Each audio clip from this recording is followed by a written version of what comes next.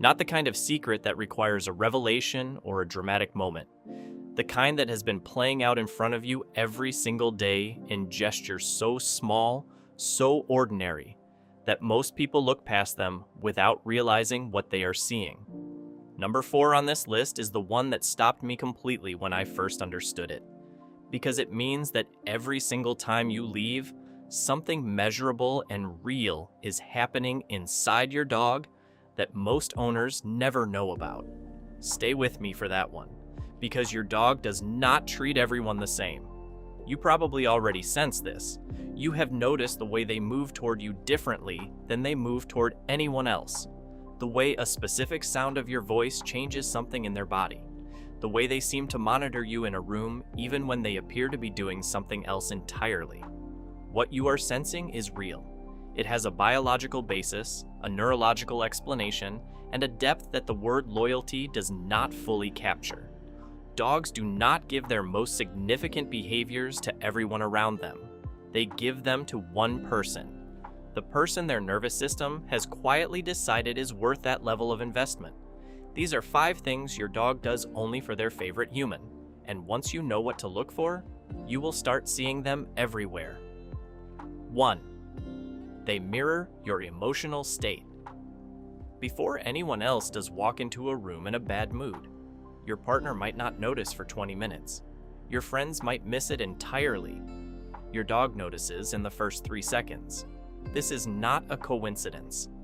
Dogs have spent 14,000 years living alongside human beings, and in that time, they have developed something that researchers call emotional contagion, the capacity to catch and reflect the emotional states of the humans around them. Studies using fMRI imaging have shown that when dogs hear a distressed human voice, the same regions of the brain that activate in humans experiencing distress activate in the dog. They do not just observe your emotional state, they begin to inhabit it. But here is the crucial detail. They do this most intensely for one person, the person whose emotional signals carry the most information, because that person's mood tells them the most important things about what the day is going to feel like. Watch your dog when you are anxious. They become restless. They pace. They may press themselves against you or lean into your legs in a way that looks like comfort but is also partly self-regulation. They are trying to bring your body temperature, your breathing, your posture back to the baseline they know is safe. Watch your dog when you are content. They settle. They exhale. Their muscles soften in a way that does not happen when a stranger is calm nearby, because a stranger's calm does not carry the same meaning. Your dog has learned to read your emotional weather system with a precision that most humans around you cannot match, and they use that information to calibrate their own internal state. That is not affection. That is neurological partnership, and they extend it to the person who matters most. 2. They save their slowest tail for you. There are different kinds of tail wags, and most people do not know this. A fast, stiff wag concentrated at the tip of the tail is arousal. Could be excitement, could be alertness, could be mild tension. A wide, sweeping wag that pulls the whole back end with it is different. That wag moves through the body rather than just animating the tail. The hips come along, the shoulders soften. The whole back half of the dog participates. That second wag is reserved. Studies of tail direction and speed in domestic dogs have found that rightward biased wags, wags where the tail sweeps more toward the right side, are associated with positive emotional states specifically tied to attachment figures. The dog's nervous system is not just excited, it is activating the neural pathways associated with safety and connection. Your dog probably wags for visitors. Your dog probably wags for food. But the quality of the wag they produce when they see you after an absence is different in ways that go beyond enthusiasm. It is the wag of an animal whose threat detection system has just been allowed to power down. The center has returned. The nervous system is resetting. And here is the thing about that. You cannot fake being the center of someone's world. your dog's nervous system is not performing that wag for your benefit. It is not a social nicety. It is an involuntary response. The body doing what it does when the most important thing in the environment has just walked through the door. That full body slow sweep is your dog's biology giving itself permission to exhale, and it only happens for you. 3. They bring you the object, not just anyone. Dogs carry things to people for different reasons. Sometimes they bring a toy because they want to play. Sometimes they bring something because they are redirecting arousal. They are so excited that they need something in their mouth, and the nearest object becomes the vehicle. But there is a specific behavior that is different from both of those.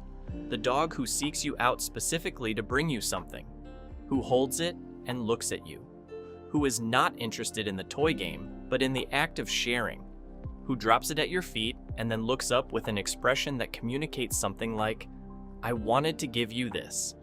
Researchers studying gift-giving behavior in dogs have found that this tendency to seek out and present objects to a specific person is strongly correlated with attachment bonding rather than with play motivation or arousal. The dog is not trying to start a game. They are participating in a form of social sharing that mirrors what they do with their bonded social group. In wolf packs, food is carried to bonded members. In domestic dogs, the behavior has been redirected to include objects, and it is directed at the person the dog has decided is their primary bonded companion. When your dog brings you a sock, a shoe, a half-destroyed stuffed animal, and they bring it specifically to you, and they look at you when they do it, they are not being random. They are executing a social bonding behavior with the one person in the household their nervous system has selected. They are trying to include you. 4. They put their body between you and something uncertain. You are walking down the street and a stranger approaches too quickly. Your dog steps slightly forward or slightly to the side, placing themselves between you and the approaching person. Or a loud noise happens nearby and your dog moves towards you rather than away, pressing their body against your leg. This is called protective proximity, and it is one of the clearest behavioral signatures of a dog's primary attachment bond. Dogs who are not bonded to a specific person will typically either investigate an uncertain stimulus alone or flee it alone. Their threat response does not automatically orient toward another individual, but a dog who has formed a primary attachment bond will, in moments of uncertainty, move toward the person that bond is with. Not because they are performing protection, because their nervous system has linked that person's proximity with safety. And in a threatening situation, the instinct is to consolidate around the point of safety. You are the point of safety. This is why your dog may bark at something across the room and then back up toward you as they do it. They are not retreating, they are maintaining contact with the anchor while they process the threat.